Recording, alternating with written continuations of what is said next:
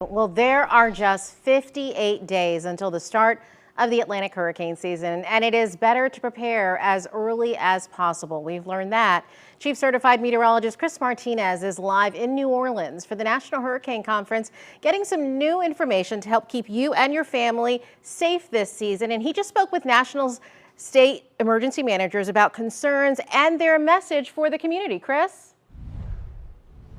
All important, never too early to get your preparedness going on right now. So day one wrapping up in the books right here in New Orleans at the National Hurricane Conference. We sat in on the general session and useful information. They talked about what happened with Hurricane Ian, but most importantly, and what I've been hearing from the local experts, emergency managers, and everyone here really is you got to prepare now. So I did speak to both people on the national level and our state level. They're the head of the emergency management office.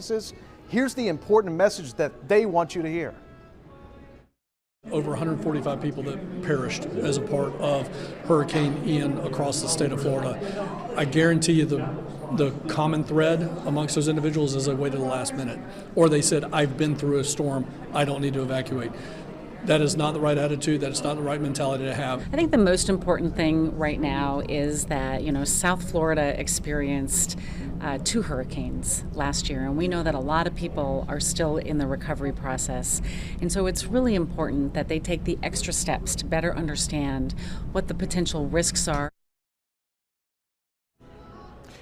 And with that being said, Glenn, she said that her and Kevin also said that they're going to come up with a kind of a roundtable discussion for local meteorologists like us, the National Hurricane folks, local emergency managers, and come together and say, how can we be on the same page so that the right message is disseminated to all our viewers? Because, again, one of the issues that we're facing is we have a lot of folks that are moving into our area that just have not undergone a hurricane season. So we've got to get back to the basics and just get back to those basics and re-educate our folks. And we got to prepare now. Glenn? I'm assuming, Chris, you let her know we did that here at the station with all the Emergency Operations Center folks and National Weather Service offices here a couple weeks ago, and it was really beneficial to us for that.